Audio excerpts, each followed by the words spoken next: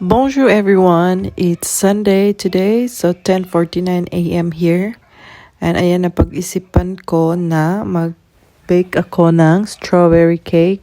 So ayan, tingnan muna natin sa YouTube para may ma-follow ako na ingredients. So ayan, first time kong gumawa nito guys. So please bear with me at hindi po ito perfect. So huwag kayong mag-expect ng pastry chef char. So ayan na siya, iniwa ko yung mga strawberry at nilagay ko na rin itong machine at na-miss ko na nga siya. So ayan na guys, open natin at check kung malinis ba. So while preparing, wag nyo kalimutan 3 eggs kasi it depends naman yan sa measurements ng mga ingredients nyo, but sa akin bana-bana lang ba, o sa Bisaya lang bana-bana. So ayan na nga, i-mix natin siya konti before natin siya lagyan ng ibang ingredients. So hindi ko napansin itong machine ko na naipit pala yung wire sa likod. So hindi ko siya masyadong na-open. So 200 grams of white sugar and mix konti, saglit din until mag-white siya. So yellow pa siya. So i-wait natin siya until mag-white. So wag niyo din kalimutan vanilla flavor, 1 tablespoon. Just put it inside char. Bana-bana lang yun siya aqua guys. So sour cream 180 grams.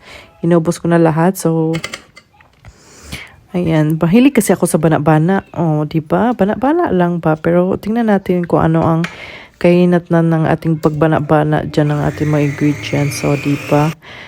So lagay ko na dito din ang flour kasi kailangan ko ng 2.5 cups of flour. So, ayan.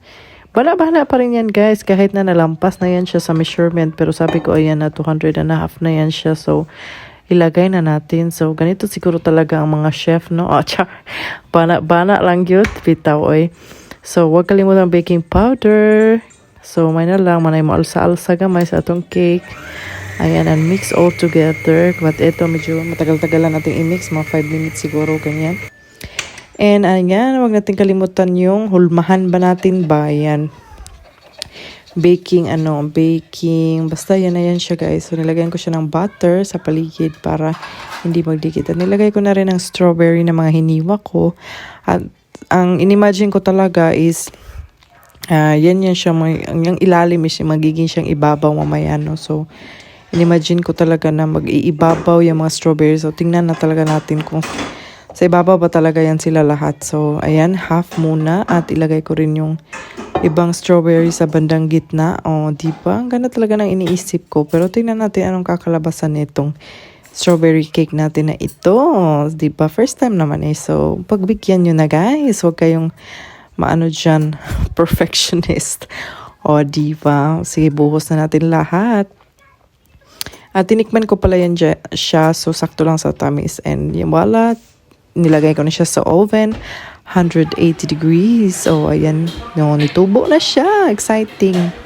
And ito na nga, binaligtad na nga ni mother at hiniwa.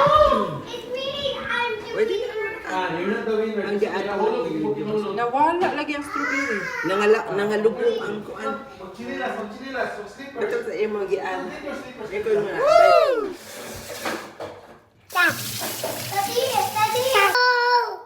Pistol, kamera, lagi doon. Sarap! Ma, dilawin po ma! Lamig na ayaw. Lamig na ayaw. Oh, lagi! Oh!